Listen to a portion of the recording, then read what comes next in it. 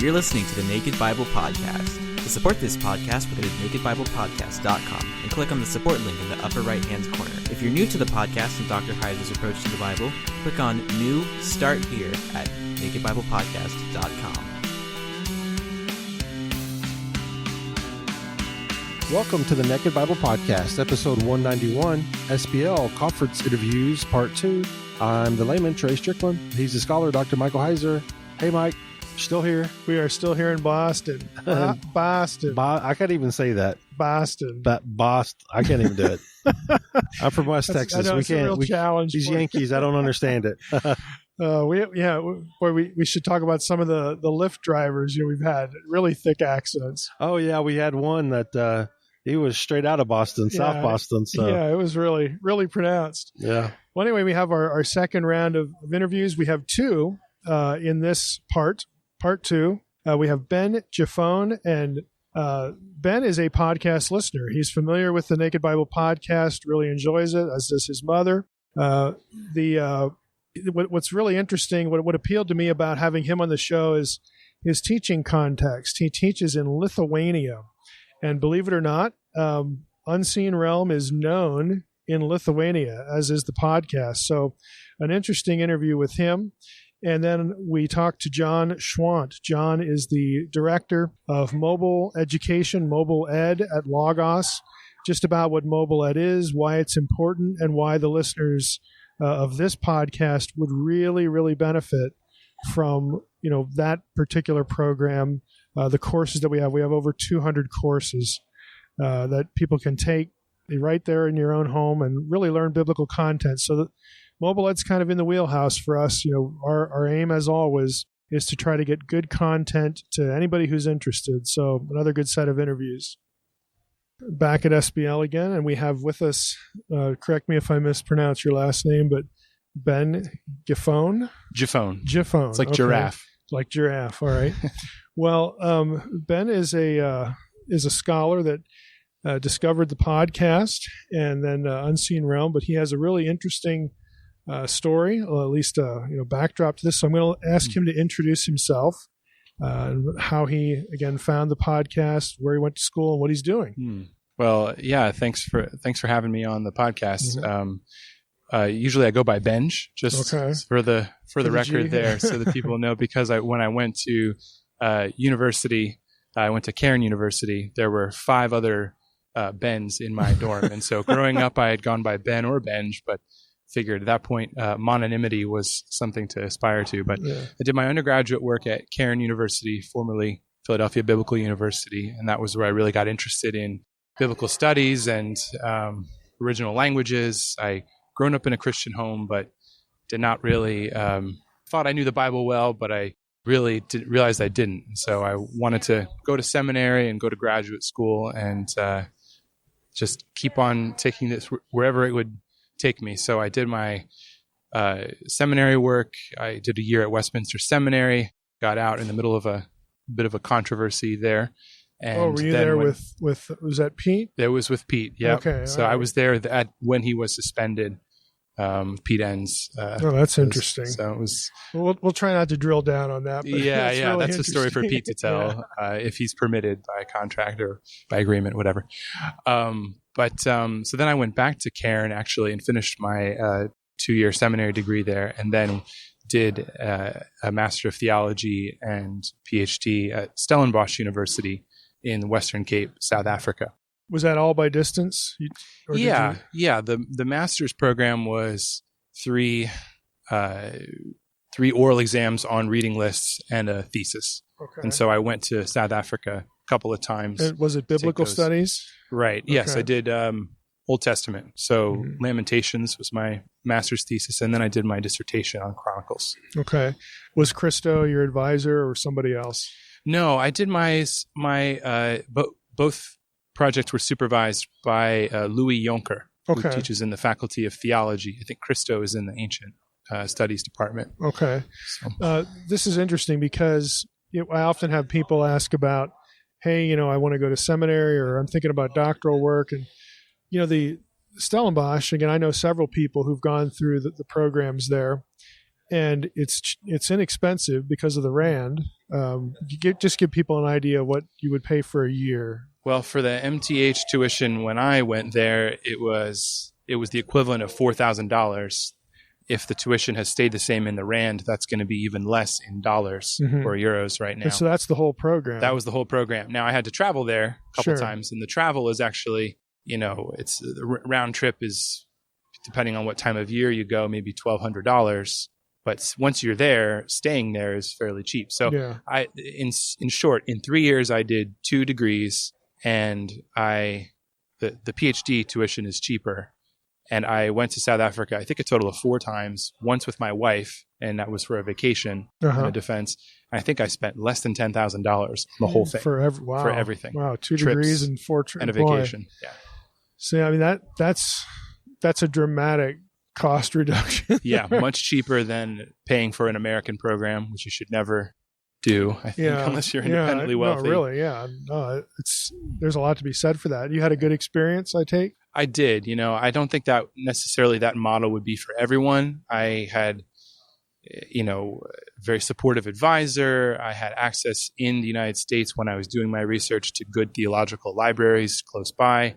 And I had already done Hebrew, Greek, Aramaic, and some German by the time I got to the program. So it wouldn't work for everyone necessarily, but it worked for me and got me to the point where I could teach. Did you have a clear thesis and or dissertation topic before you enrolled? Because some of those, the so-called European model, you pretty much have to have your research topic pretty well thought through to present it and then get it approved and then go, do your research on it.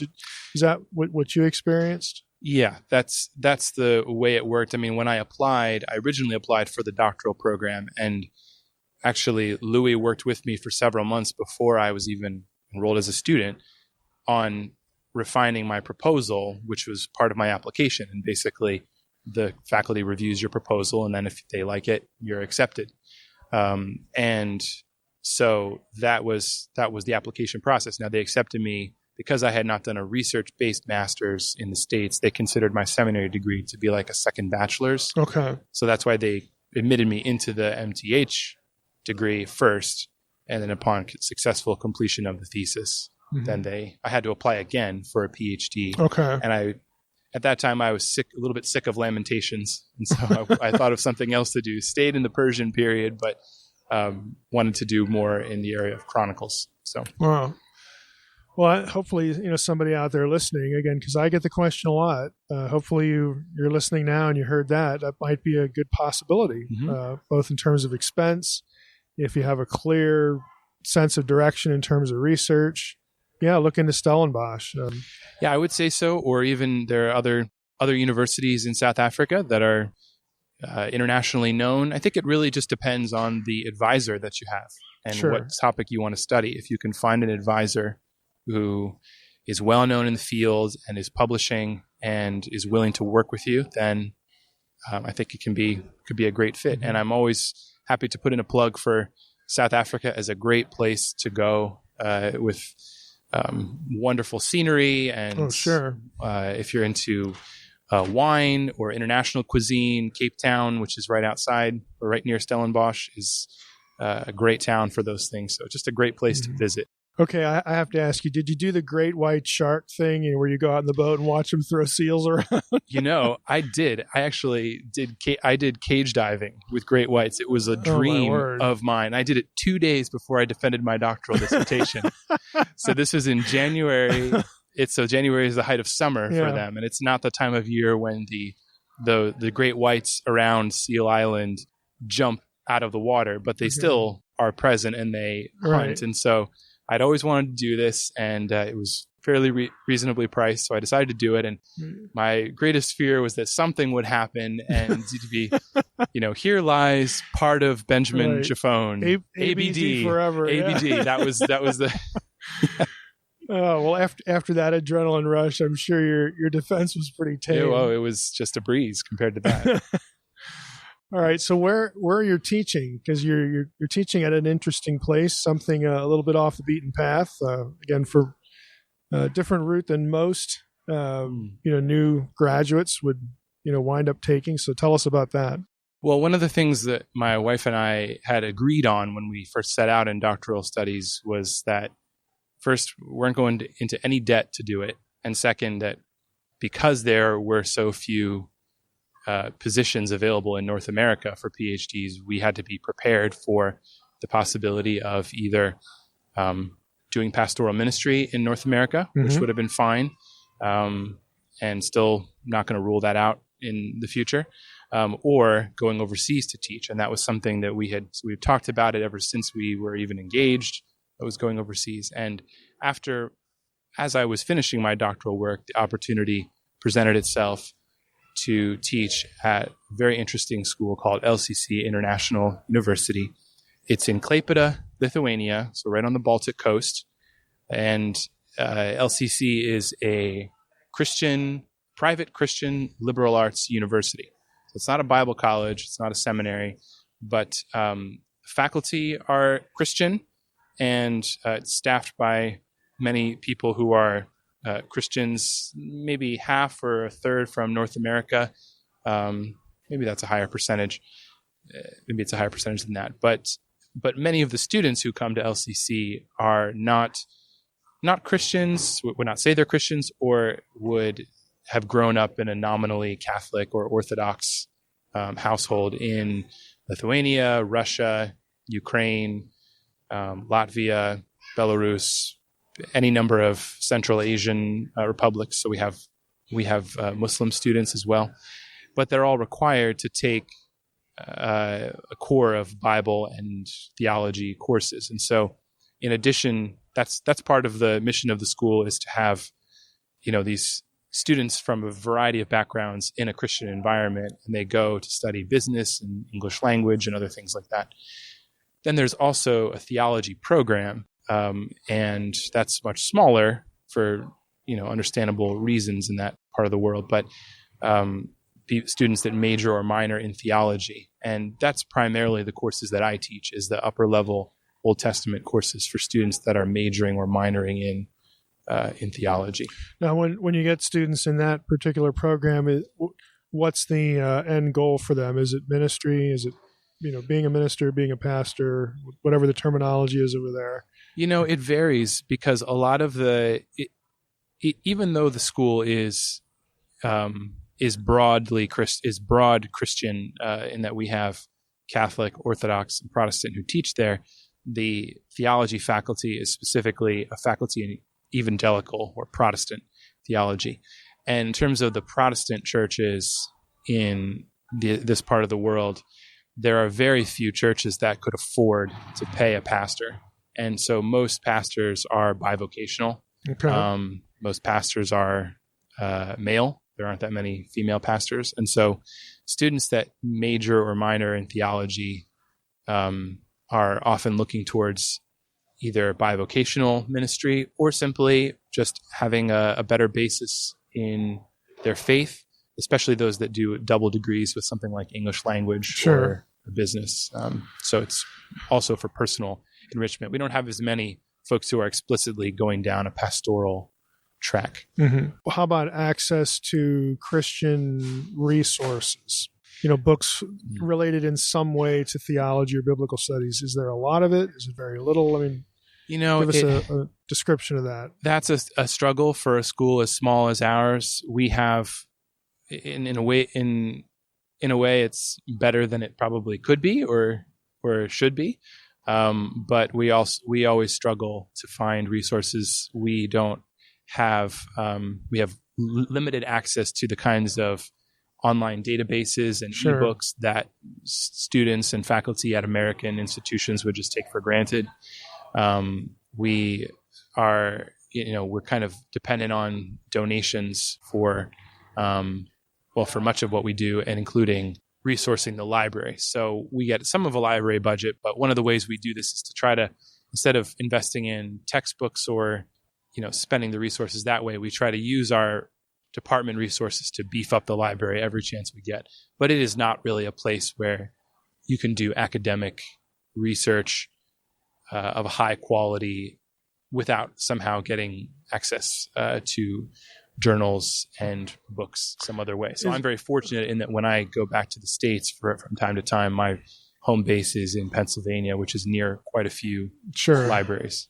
Is the issue finances, or is it language? Is there a language barrier? There just aren't many books in, again, whatever language that would be a first language.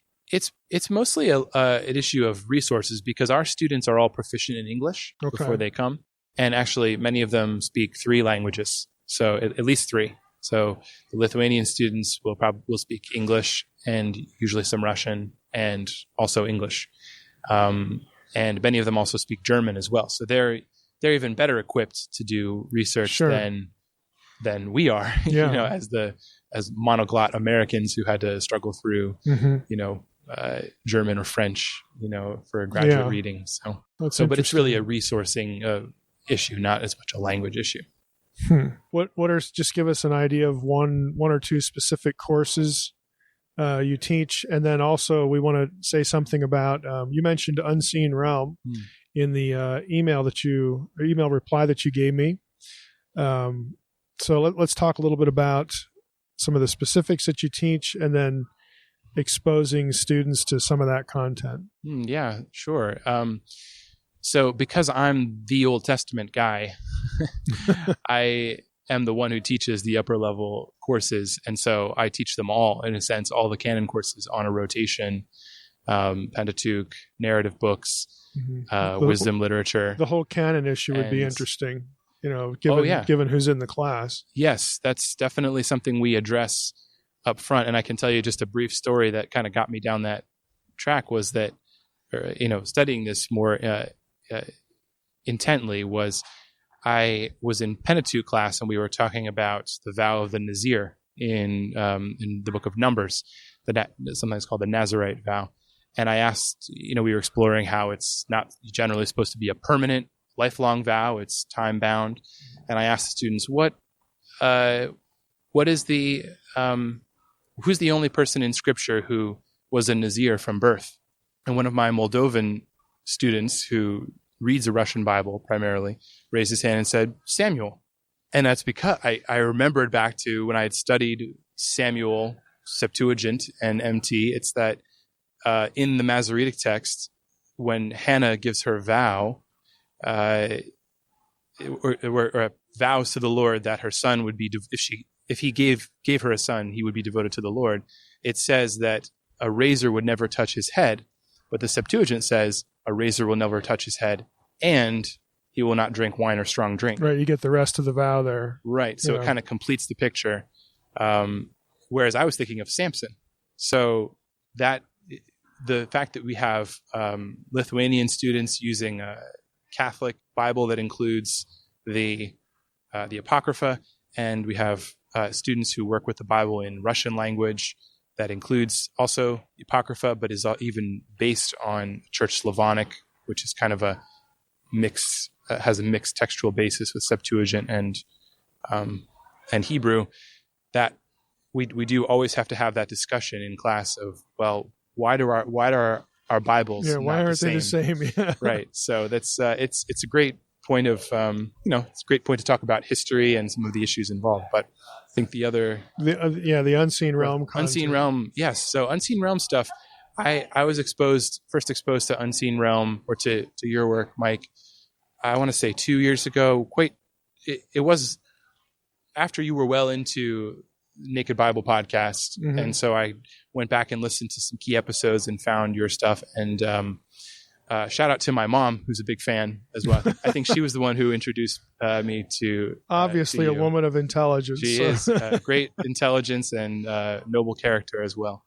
And so I found that you were making sense of so many of the passages that either that in the evangelical world that I had grown up with, they had just been kind of glossed over, or in the wider world of biblical scholarship, that they were just accepted as evidence of a certain developmental approach, or as a certain development of Israelite religion that is based on, in my opinion, some questionable premises about what religion is and what revealed truth is.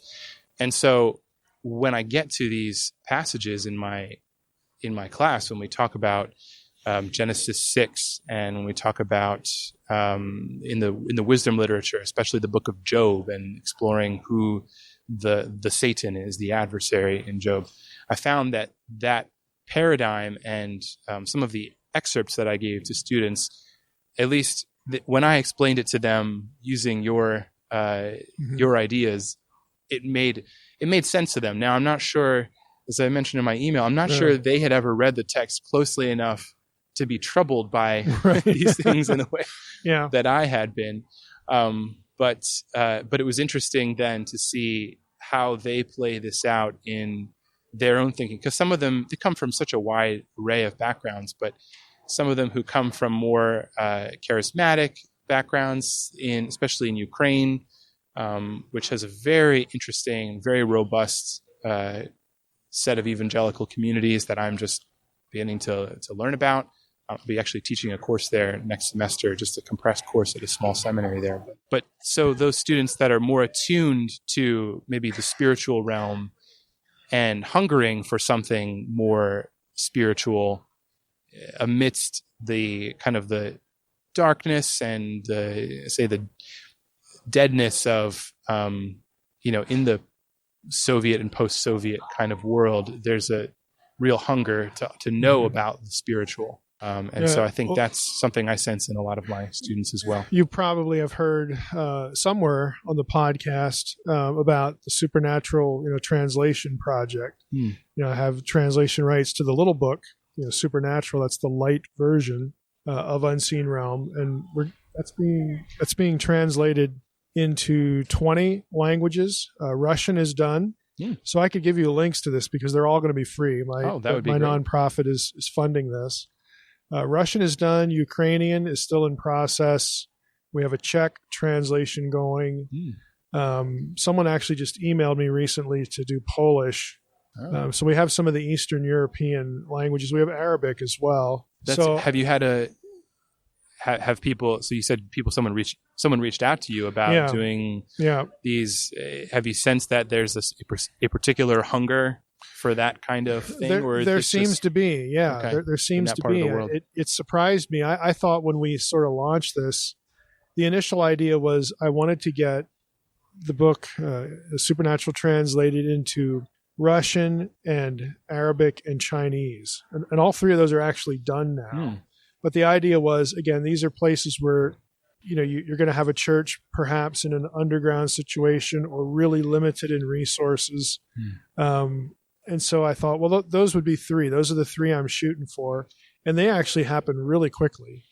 I mean, almost, maybe a week or two after we announced this, there were people in those three languages that stepped up. And they've all, Chinese is still in the process of being vetted.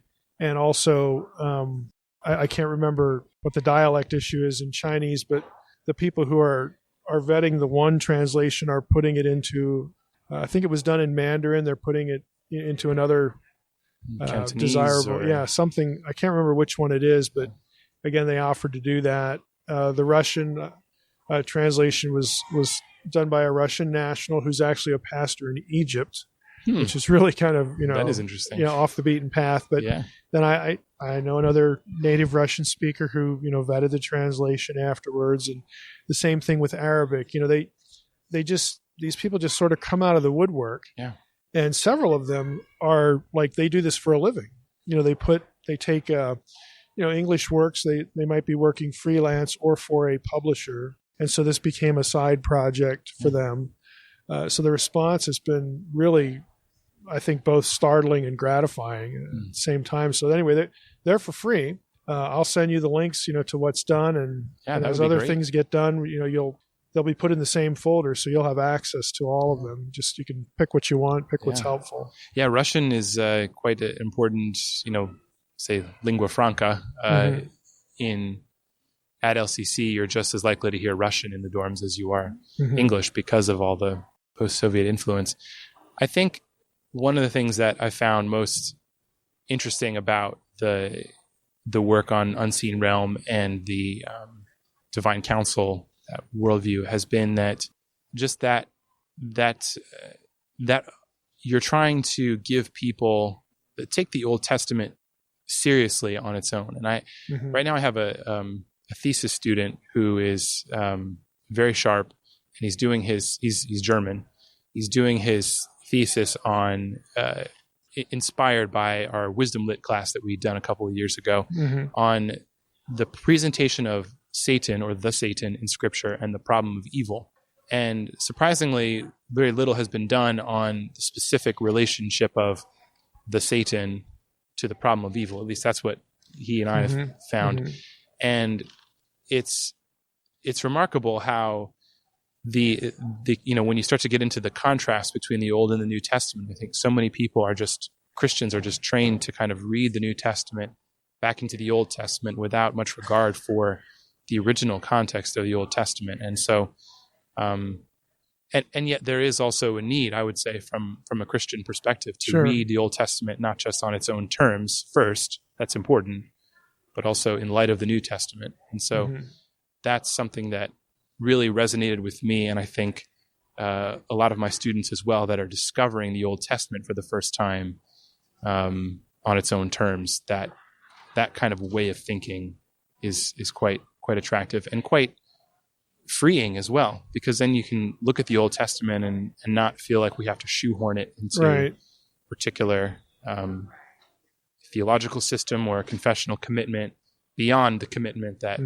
this points us to Christ, and now it's our job to figure out how. I have found that to me, it seems the more that you take the Old Testament in light of its own context, that will, again, open your eyes to new ways of thinking about any number of passages.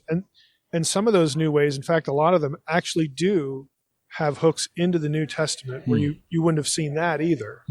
So to me, it doesn't distance the Old Testament from the New. I think it closes the gap a little bit, in several respects. So it's not a Christocentric way of looking at things, but it's not like it's cutting off Christology and these other things. It just presents different ways to different threads that will carry through, and again, maybe taking some connection point and readjusting it in a certain way, but the connection point's still there. It's just, we have to think about it a little bit differently. So I know sometimes it really freaks people out to do what I'm asking them to do because they're so used to having this way of thinking between the testaments kind of solidified, or they're cemented in one way of doing that. And then it feels to them like you're trying to break it when that just isn't the case. Can I ask you a critical scholarship question, or from that standpoint, talk shop for a second? So one of the things I'm working on right now, where I'm still wrestling through this, is 1 Kings 18, Elijah's confrontation with the prophets of Baal. There's a lot of discussion about, the way I got into this question was asking, why was it okay for Elijah to do what he did? He's not a Levite, not a Aaronite priest, and he's sacrificing at a place other than Jerusalem. And so why was this okay, especially, and more importantly, how did this come to be integrated into a broader Deuteronomistic history that sees centralization and the role of the Levites as critical? And one of the reasons why that passage, 1 Kings 17 to 19, is often, more recently, scholars who do work on this have seen it as post-Deuteronomistic, incorporated after Deuteronomistic redaction, is because of this view that it seems to evince or reflect that if we have a confrontation between Elijah and Baal and a strict monotheism, that this must be Babylonian period or later because of our understanding of the development of religion. Because the evolutionary assumption there. Right. So, but my question is, I think its situation is more complicated, clearly, than that. And whoever put the final touches on this, I'm interested in what they thought they were doing. But do you think that the way that 1 Kings 17 to 19 in particular is written, that either the original author of that unit or the redactor who put it all together, or both, or either one, did they think that Baal was a real being and simply not to be worshipped by the people of Israel, that the people of Israel should only worship Yahweh? Or is it that they believe that Baal is non-existent, along the lines of these idol polemics that we get in Isaiah 44? And again, I think, just as, again, to use an analogy, we'll start this way. Just as in Second Temple Judaism, there's no such thing as Second Temple Judaism, singular. You're going to have a spectrum of opinion. I think the same would have been true in ancient Israel. So if we had 10 ancient Israelites here, you might get a variance, in their answers to that question. I think, though, that, again, based on, we'll just say, again, to use another analogy, certainly I'll go down 2 lines here. Certainly in older material, you're going to have, I believe, an acceptance in the reality of other gods. These are spirit beings. In other words, the belief in an animate spiritual world is going to be something that, far from being unique to Israel or aberrant, it's like, well, everybody more or less thinks this way. So that's one, sort of aspect to this. And so if that's the case, you're going to have some sense or some belief that Yahweh really does have spiritual opposition. In other words, they don't all, whoever they are, they don't all get along. And there are rivals and things like this. And so I don't see it very coherent to divorce what seems to be a really normal belief system. Again, belief in an animate supernatural world. I don't see why it would be coherent to divorce that from lots of Israelites, including the biblical writers. And the other problem, or the other issue, I think, is, you don't have, in later literature, you don't have a denial that there's divine plurality. I mean, you get lots of references to divine plurality at Qumran. There's over 160 references to plural Elim and Elohim, a dozen or so specifically in divine council contexts. Now, they aren't rivals, but it's still divine plurality. So there's a bit of a difference. But again, given you have the before and you have the after, why would we divorce that line of thinking from what's in the middle? Right. So I would answer the question like, they really did believe that Baal was some kind of entity. I mean, Baal is just a generic term, Lord or Master, and it has geographical attachments and geographical variation, the Lord of Master of any given piece of turf, that sort of thing. So I would answer the question affirmatively that, they do believe this, and because they believe it, they view it as not just a violation of practice. In other words, taking away something from Yahweh, but it's throwing allegiance to something else. Right. So I would tend to look at the issue that way. The sacrificial thing is really interesting because you do have a character like Solomon, again, who would be, firmly entrenched in the issue as you described it, with the way Israelite history is talked about. And he does priestly things. So does David, at Gibeah. And so does Saul. Again, with varying degrees of response, from the prophetic community. So, what would the role of the prophet be? I mean, a lot of this gets into speculation. Yeah. Were the kings just so awful that Elijah was viewed as the only one here representing Yahweh, or, who knows, what, if we can even go down a line like that. What have you come across when it comes to, is there another template for this? Well, we wouldn't really throw him into Melchizedek. No. No, what I think is going on here is I think that, it's my hunch at this point. I think that you see a lot of kind of variation in the way that these Northern and Benjaminite traditions are kind of incorporated into the Deuteronomistic framework, especially before the tabernacle is consolidated into the temple. Okay. And I have a piece that just came out earlier this year in Vetus Testamentum, where I argue that the chronicler and the Deuteronomist have sort of a bit of a difference of opinion on how centralization works, but they both agree that by the time you get to the temple, that their centralization is then firmly there's no question where we're not supposed to divide our time between the tabernacle and the New Jerusalem temple. But what I think is going on, might be going on in 1 Kings, 17 to 19 is, you could argue that it's an exceptional circumstance. The problem with that is that Elijah makes it sound like it's not supposed to be exceptional. Like he says that they've torn down, he laments to Yahweh, they've torn down your altars. It's like, well, from a Deuteronomistic perspective, that's a good thing, right? And they've also, the one-off sort of explanation there's a little bit, makes it a little bit uncomfortable for that. There's the Baal's home turf explanation that says, well, if, this is just a one-off confrontation on Baal's home turf, but then you have this issue of the continuity with the previous altar.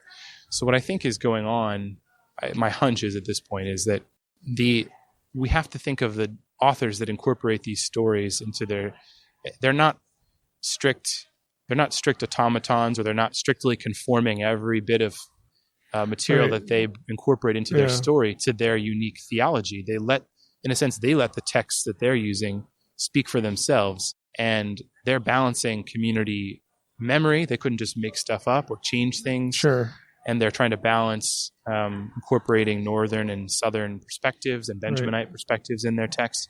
And I think what sets the story and makes it okay is that the stones are consumed.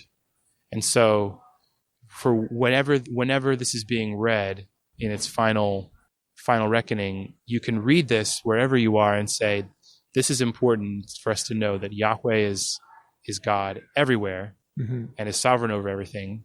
And he can choose to do whatever he wants with whomever he wants. But this is not something that you should then emulate. We shouldn't go then build an altar on Mount Carmel. We should still worship in Jerusalem. Again, hearing you say that, again, this is all speculation, but you could see where, if you're back in the day, you could really see an attitude, something like, well, look, we got these high places here, and it's a shame that if we have to have them, or if they're here, it's a shame that Baal gets worshipped and Yahweh doesn't. So it may not be optimal if Yahweh gets worshipped at one of these places, but it's sure better than Baal, that kind of thing. You could almost see this sort of pragmatic, polemic kind of thing, operating in their heads. But again, that's speculative. But if I were back there and somebody and I asked the question, hey, why are we doing this? And that was the answer. It's like, oh, okay, that kind of, I get it. I may not like it entirely, but I get it at least. Right. Well, what's interesting, though, is that by the time you get to, you do see this, when you have the moral assessments of kings in the book of Kings, they'll say, like, he walked in the ways of David, his father, or he did what was right in the eyes of the Lord, but not as his father David had done, because the people still sacrificed at the high places and things like that. And the best kings are the ones that tore down the high places, like Josiah and Hezekiah. But then by the time you get to Chronicles, you really don't see much of a mixed assessment of kings. If they don't tear down the high places, then they're looked upon negatively. Or and again, you could see that in the wake of what had preceded. The sort of the extra awfulness, of exile and all that. Right. Yeah, and that's a very human. It's a very human thing. Sometimes I think, God certainly uses imperfect beings in lots of contexts, and they do the right thing in this or that set of circumstances, and God uses them, even though they're maybe not terribly consistent, but they're still servants, and we tend to have this all or nothing, kind of perspective because of some of the things you do read in the historical books there. But that's a really interesting topic. And when you get to, I think the whole story of northern Israel in 1 Kings 12 to 2 Kings 17 is precisely that, showing how God does remarkable things even with people who are not wholly devoted to him, that Yahweh's relationship, he still has a relationship with northern Israel. His reputation is still tied to them, and he's going to go to war with them, go to bat for them. He's going to punish them too. Right, but it's imperfect, but God still works with imperfect. And if judges being part of the whole complex, I mean, that certainly happens there. So it's not like if it happens in these other books that it's some sort of aberrant Yeah. Like, what's that doing there? Well, again, absolutely. if it's part of the same corpus, you can certainly look at examples of doing just that, Yep. Where God is willing to do that. Yep. Even though you're a mess, you could even say that of David, even though you're a mess. Right. Right. You're the right person at this point in time, and let's do that. Yeah. That's interesting. Yeah. That whole interplay between the Israel, Judah, and then Benjamin in the middle. That's where I've really camped out in the last few years, and just see the relationship between. A lot of times we just don't really fully appreciate the dynamics in the text of the relations between those tribes. Let me ask this question as we wrap up. If someone really wanted to get into your turf, the historical books, the Deuteronomistic history, what's a good way of introducing that discussion, again, to an interested layperson, somebody who's maybe not at Hebrew? What would you recommend to sort of, awaken them to, okay, here's this part of the Hebrew Bible. Again, here's why it's called the Deuteronomistic history. This clump of historical books, and here's this unit. Here are the issues to think about when reading in one of these books. Do you have a good recommendation for somebody to jump in? Goodness. Well, I think I would say one general recommendation and then a specific plug I could make would be Chronicles seems boring until you understand and read it closely with Samuel and Kings and see how creative and what exactly. It's the only instance I think that we have in the Old Testament of where we have an actual author of Scripture, what he was using as his source for Scripture. And so to see what the chronicler does opens up a whole new world for understanding what the scriptural authors are doing. And chronicle studies has just blossomed in the last 40 or 50 years because of that whole approach, whereas previously everything was about reconstructing the history, and chronicler was thought to be late and unreliable, so nobody really paid attention. But now there's just a lot of very interesting renewed attention on chronicles. If you're looking for something more academic, so I think any standard introduction to the narrative books or a good commentary on chronicles will have an introduction to those issues. Have you read like Dave Howard's, the old, I think it was Moody. It was before the hand, what was it called? It might have been called Introduction to and then they had a Pentateuch volume, they had a historical books volume. Bullock did the poetry volume. There was that, I think it was the old Moody series. Yeah. But like Dave Howard, has sort of out here. But he did that kind of book. And then I think it was Baker who did a series of handbooks on the different sections, the Hebrew Bible. Well, there's Patricia Dutcher-Walls has written a good introduction to the narrative books that's more kind of like a narrative approach. There's a lot of really good commentaries on chronicles that have come out in the last 15 or 20 years from a variety of perspectives, Jewish and Christian, and more critical perspectives by Sarah Jaffet and Gary Knoppers and Ralph Klein. But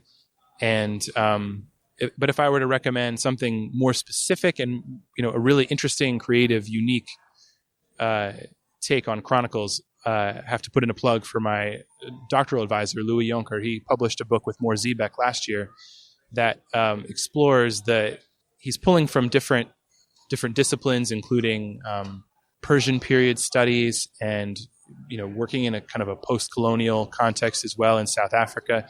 But what he really brings to the text is an understanding of the multi-layered identity that stands behind what the chronicler is doing and who the chronicler is speaking to, and how the chronicler's work would have been received, and how it speaks to a very unique and crucial but very exciting time in the Persian period, or maybe the early Hellenistic period, but where Israel's or Judah, Yehud, the Jewish community, is sort of at a crossroads, and they're rethinking many things about their faith. But I would say Louis' book, it's called Defining All Israel in Chronicles. Oh, I saw that this morning. Yeah. It's Mor Zebek, 2016, in the Forschungen zum Alten Testament series. So that's more for the real committed reader. That's but it is. I don't think you need. Yeah.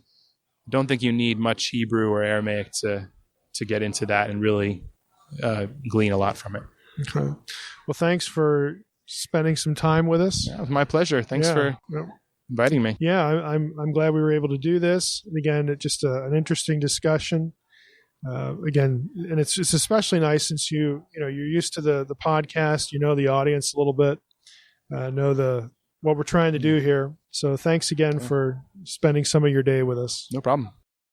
All right, we're back at SBL, and we have with us John Schwandt. John is a colleague at Faithlife, and he is the force behind Mobile Ed. Well, hi, Mike. It's great to be here. Yeah, so tell the audience a little bit about yourself first, your education, your areas of interest and expertise, and then we really need to talk about Mobile Ed because it's something ideal for listeners. Well, fantastic. I am a big fan.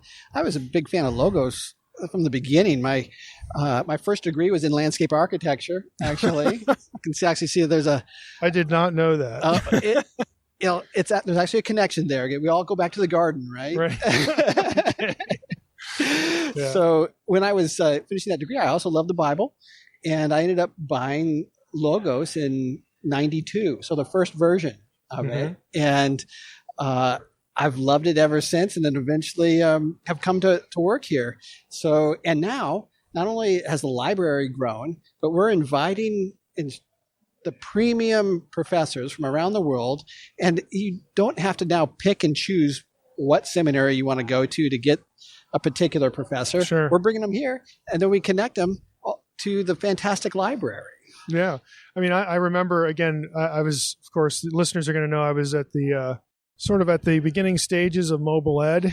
And again, the kind of people in this audience were the people we had in mind. Again, just forget about the expense, forget about uprooting your family, forget about quitting your church to learn how to do ministry.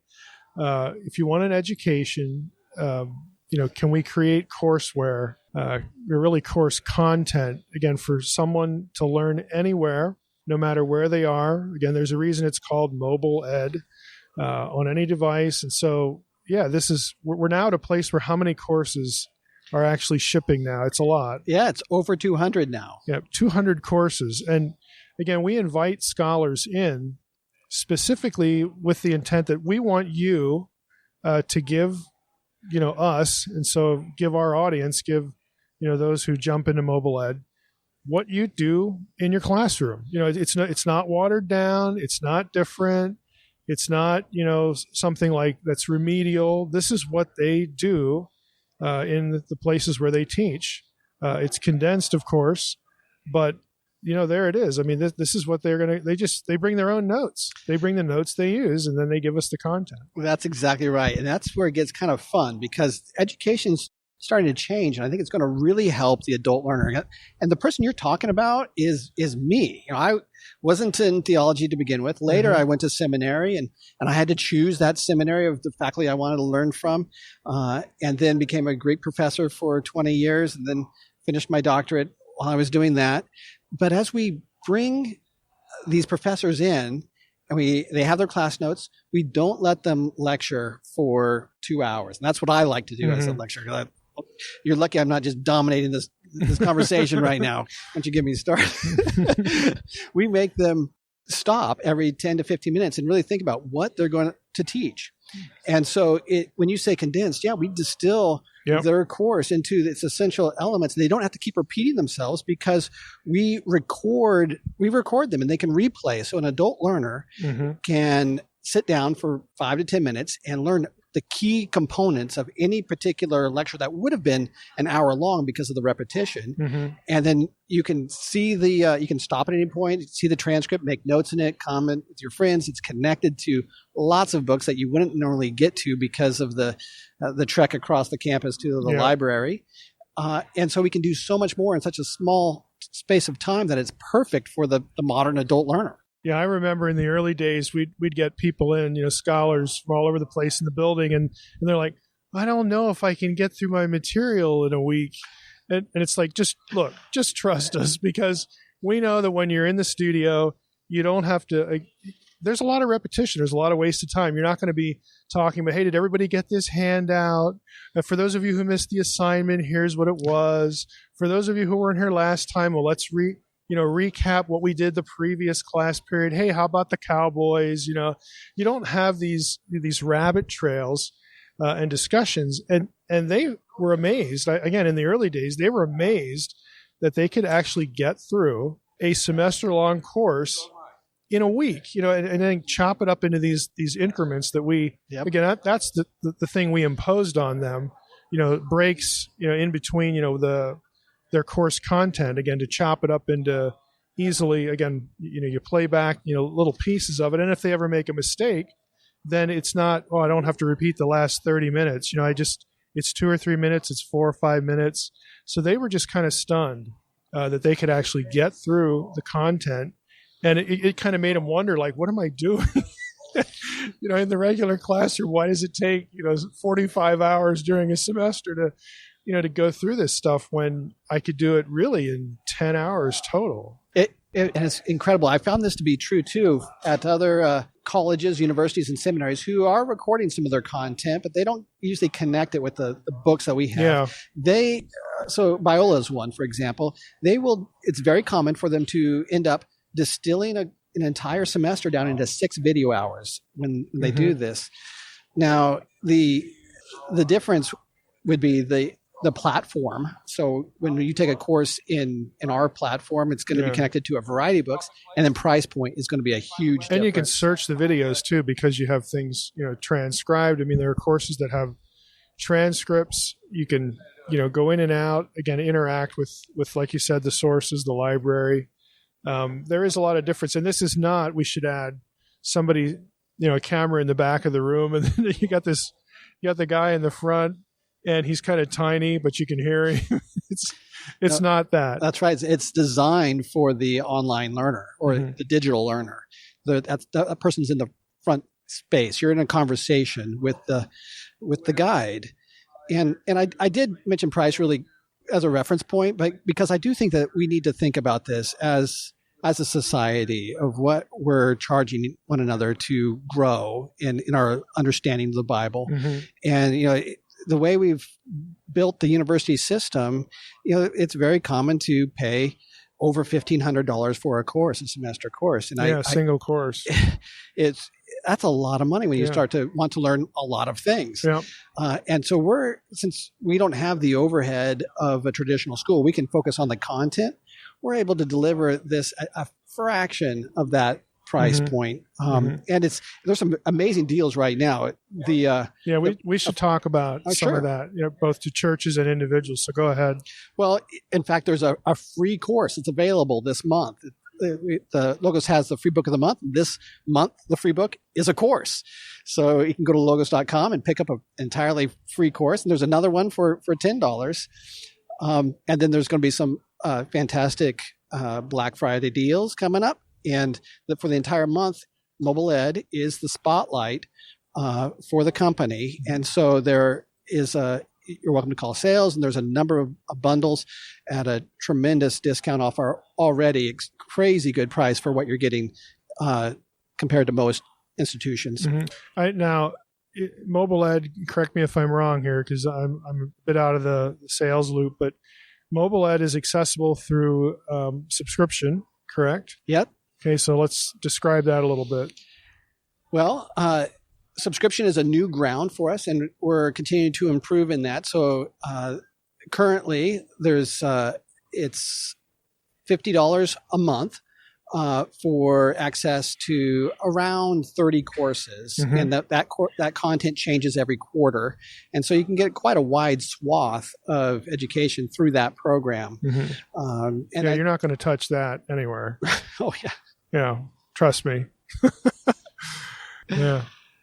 So you have exposure to about 30 courses, you said. Is there a tiered thing, or are there other subscription plans like Logos Now? I mean, what's the relationship between Logos Now and Mobile Ed? So Logos Now is a membership program, and by being a member of Logos Now, you get access to a Mobile Ed course. There's lots of ways that you're going to be able to find a Mobile Ed course. So if you purchase a base package. They come with a mobile ed course, at least one. Some of the levels come with multiple ones. And then we have the free book of the month course right now. Now the Now plan has a course.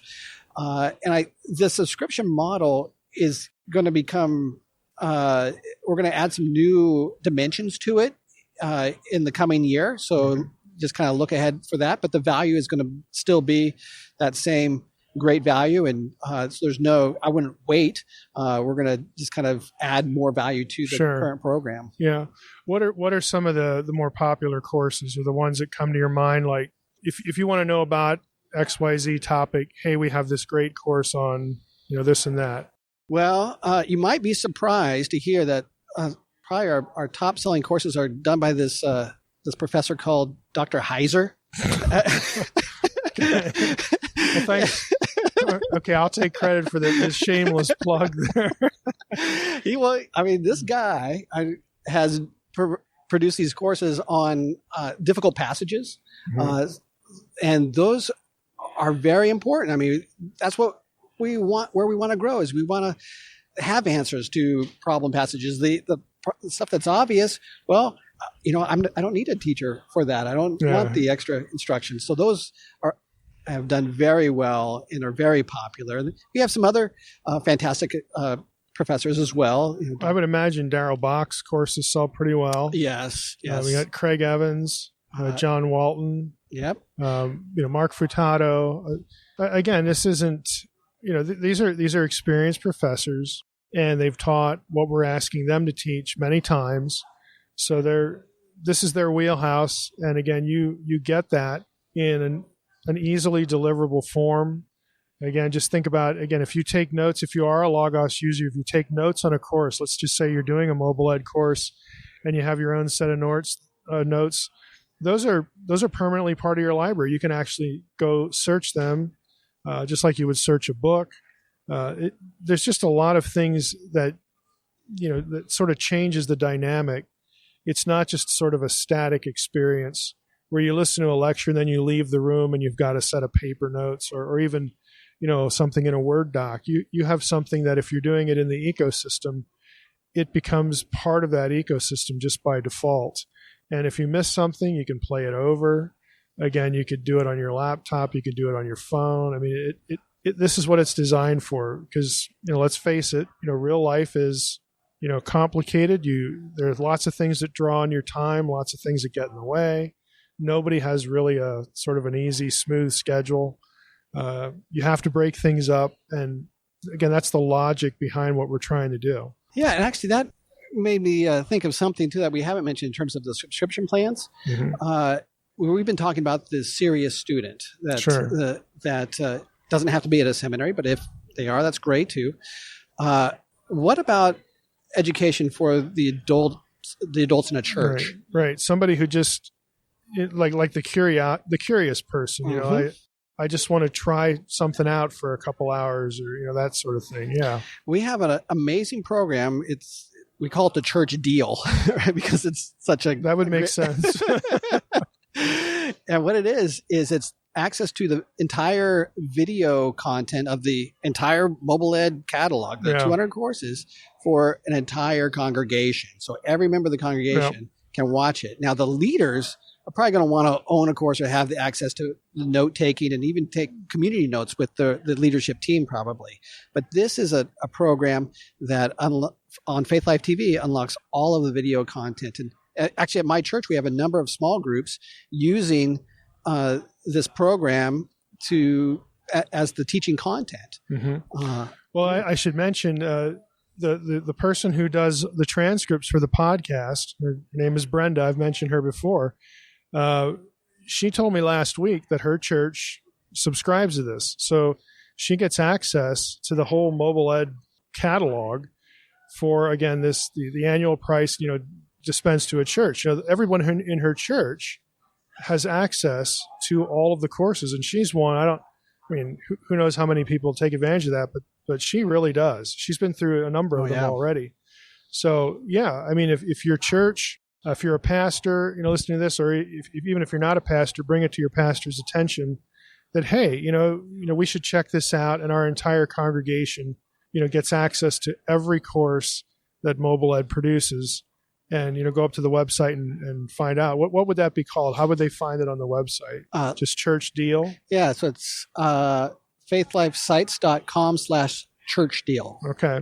Yeah, Brenda was real excited about it. And I know a few other people that, I've met because of the podcast that their church does the same thing. So just think about it. Everybody in your congregation who would care to, put their toe in, even for an hour or so or 100 hours, there you go. You have access to everything. And I end up using the video content more than I want to admit, because I want to study and take notes and do all the reading links, but the day gets away from me, and then it becomes night. The kids are down, and I turn my Roku on, and I also have Apple TV. I tend to use my Roku more. Mm-hmm. Either one. The Faithlife TV has a channel there, and so I'll pop it on, and I'll think, okay, I can watch 5 minutes of a lecture here or there, and sure. And next thing I know, it's 30 minutes later, and I've learned quite a bit, right? It's kind of relaxed with it, so that's how I use it. Yeah, are you saying it beats Dancing with the Stars? Is that what you? I don't want to step on your favorite show. That's not mine. I haven't. There are a few things I don't understand, a few mysteries in this world. That's probably one for me. That's still one of them. Yeah. Well, thanks for spending a little time with us. And again, Mobile Ed is a big deal. I mean, it's designed for people who just want to learn something about the Bible, and they don't want to have to change their life, uproot everything, incur a huge expense to be able to do it. So we're glad that John could join us, again, introduce people to that program, that effort, really that whole concept. The whole effort on the part of the company to get people content. And if that's what our listeners care about, they want content. They're the people who care about learning Scripture and they jump in. They are determined, again, to teach themselves. It's why they listen. And Mobile Ed is a great opportunity to do that in another form. Well, thank you. Mm-hmm. Thank you. All right, Mike. Well, 2 great interviews, and I want to give Ben's mom a shout out. Yeah, for introducing Ben to the podcast. So good for you. Good mom. Yeah. I mean, yeah, really. This is what we need. I tell people, tell a friend, maybe tell an enemy too. And she's a real avid listener of the podcast, and we're thankful for that. Absolutely. And Ben feeling isolated where he's at and says nobody to talk shop to, so he can listen to your lovely voice every night. And maybe we can get Maury on and pinch him, then he can hear Maury bark. And also, Mike, real quick, talking to John, we have a coupon code for the Naked Bible listeners. If you go to Faithlife or Logos and you check out, use the coupon code Naked Bible 7. That's the number 7. So Naked Bible number 7, Naked Bible 7. Use that coupon code when you check out. And I'm not quite sure right now what you're going to get, but we'll have more details in the next podcast. You're going to get a discount on stuff, but It remains to be seen. I don't have that in front of me right now, so just go try it and see what happens, huh? Yeah, you get a discount on something good. All right, there you go. Well, we want to thank Ben and John for coming on the podcast, and we want to thank everybody else for listening to the Naked Bible Podcast. God bless.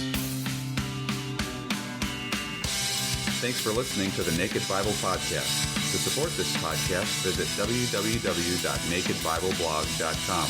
To learn more about Dr. Heiser's other websites and blogs, go to www.drmsh.com.